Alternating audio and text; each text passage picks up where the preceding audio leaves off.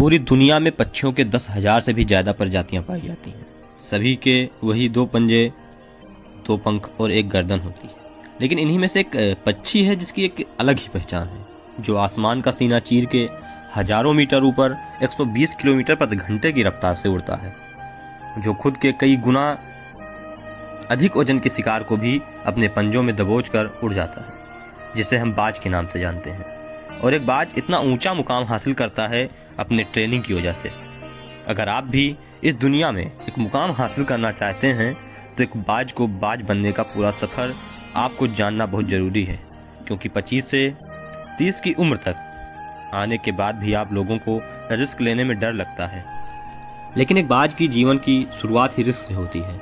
जिस उम्र में बाकी पक्षियों के बच्चे सिर्फ ची ची करना सीखते हैं, उस उम्र में एक मादा बाज अपने बच्चे को पंजों में दबोच हजारों मीटर आसमान की ऊंचाइयों में उड़ जाती है, उसे ये बताने के लिए कि तेरा जन्म आसमान का सीना चीरने के लिए हुआ है, सबसे ऊपर उड़ने के लिए हुआ है।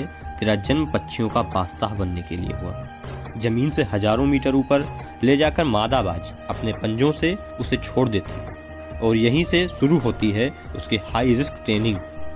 वो चूजा जमीन की तरफ तेजी से गिरने लगता है, थोड़ी नीचे आता है, उसके पंख खुलने लगते हैं। नीचे आते आते तो अपने पंख फड़फड़ाने लगता है, लेकिन वो अभी तक उड़ना नहीं सीखा है।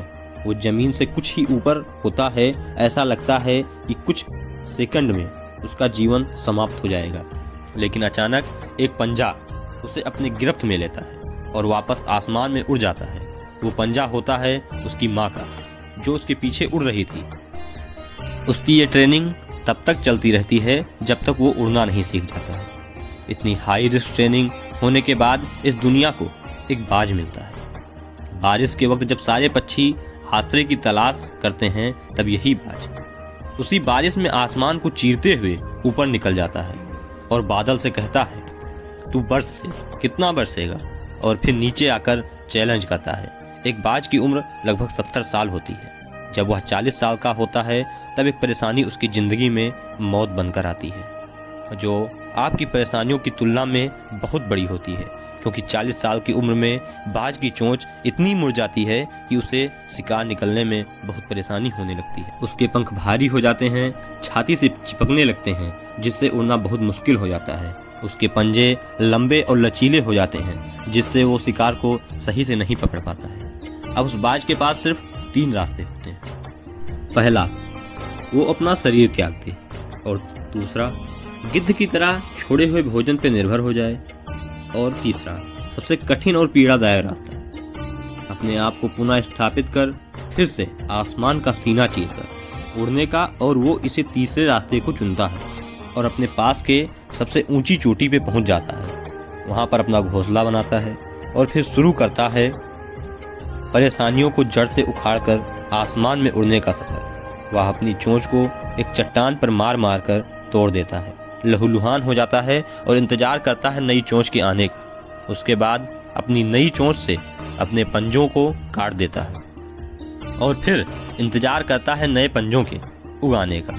उसके बाद वह अपने एक एक पंख को अपने शरीर से अलग करता है और फिर इंतजार करता है नए पंख उगाने का। और इस प्रक्रिया में उसे समय लगता है पूरे 5 महीने का।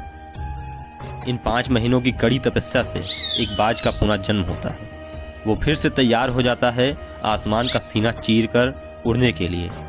जो 3 रास्ते बाज के पास थे, वही 3 रास्ते आपके पास होते हैं, और परेशानियों के तले दबकर सुसाइड कर लेते हैं। ज़्यादातर लोग दूसरे रास्ते को चुनते हैं।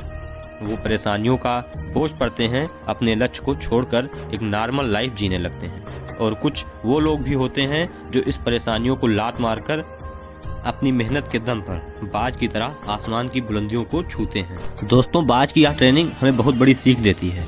अगर रिस्क लेना पड़े तो लो, कि अपने फील्ड में अपने आप को इतना ट्रेन कर लो कि उस फील्ड में आपसे ऊपर उड़ने के बारे में सोचकर लोगों के पसीने छूट जाएं।